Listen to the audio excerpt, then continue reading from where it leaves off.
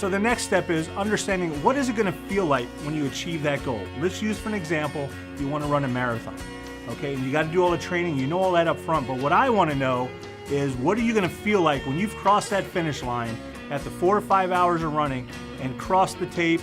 What does that emotional piece feel like?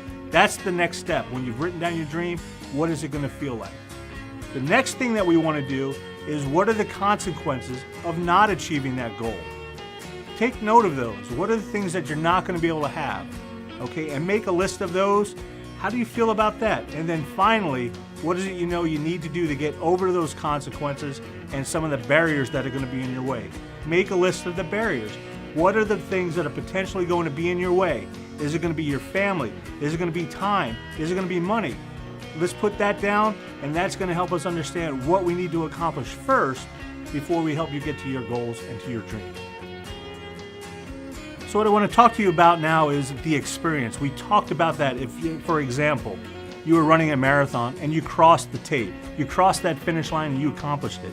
And I wanted you to understand the feeling you were going through. See, on a subconscious level, our mind doesn't know what's going in to be real or not real. It just believes it all to be true. And studies have been proven and shown that if you can experience it through visualization and feeling, it's like your body's actually going through it.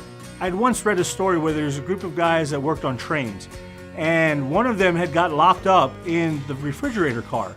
His friends didn't hear it. He was beating himself on the door, on his hands. His knuckles were bloody. He knew he was going to die. Because of the data, he knew how cold these cars were. And in fact, he knew it was about 0 degrees. He took his knife out and started carving in the bottom of that train car about how he loved his wife and how he misses her and how he's not going to see her or the kids again. They found him the next morning, sadly, he was dead. What they also found out that the temperature inside that car was only 55 degrees. So this is the part where our bodies know through visualization, through the feelings, it's the experience. You can experience yourself to success over and over. Do that every single day. Put the Post-it notes up. See what you want to become. See what you want to receive and achieve. Do that over and over. Your body will start feeling success. It'll start knowing what it feels like, and then you too can become successful and hit your goals and your dreams.